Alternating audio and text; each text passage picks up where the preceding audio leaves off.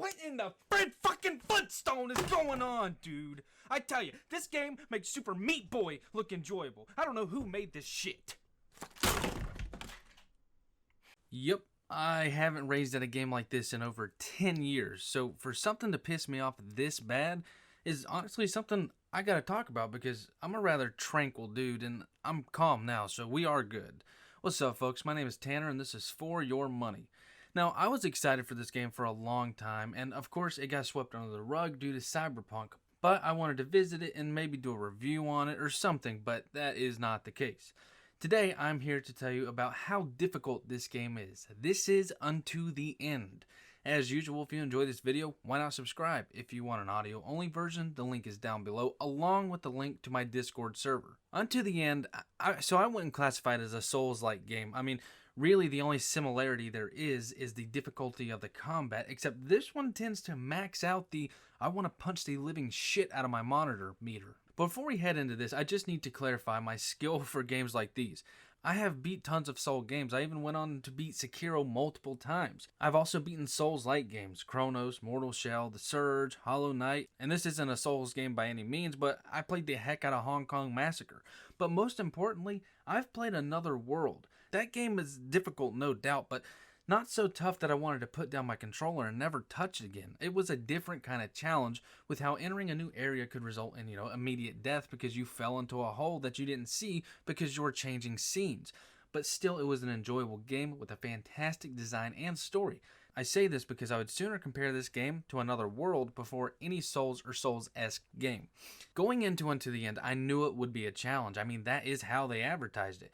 It starts off difficult, but nothing arduous by any means, as you have to get used to these games, and I'm accustomed to that state of mind when I play something like this. But then it happens. The difficulty seems to drastically increase, and I know some people will say, you're just bad at the game. Sure, go ahead. It's whatever. But before I head into my issues, I'm also not here to completely dog on this game as a whole. The design, being sound, music, and art style are genuinely A1. I like the music playing in the background. It matched every setting, and then you had the ambient noises to further the current atmosphere.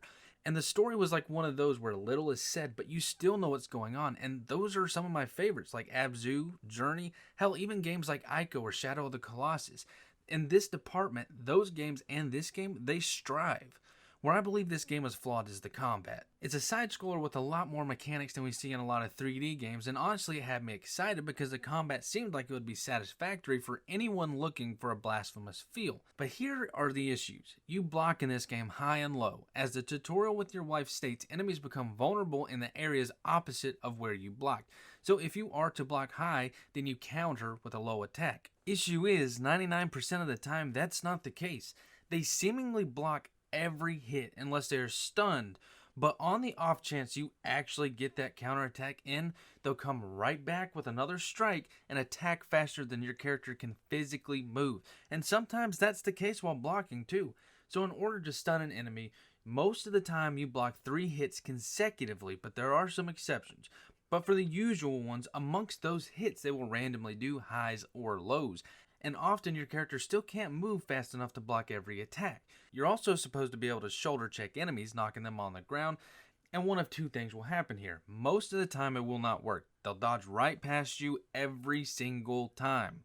But if you land a successful shoulder check, they lay on the ground stunned, and you attack them. Or at least that is how the tutorial teaches you it's going to work. But that's not how that works. At least that's not how it worked for me. They blocked every attack I ever put on them while they were on the ground, sprung up, did an attack faster than I could move, and killed me. Now, dying in this game is where I think it's kind of bugged.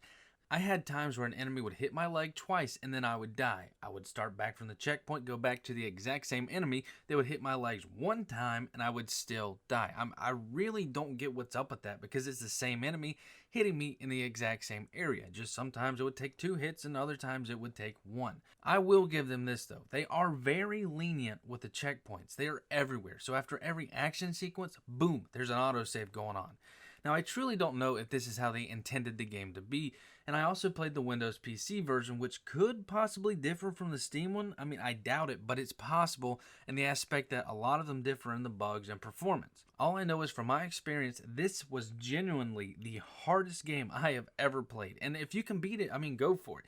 If you want to try it, go for it. And if you like this game, I'm genuinely glad for you. I just personally think this combat is some whack stuff.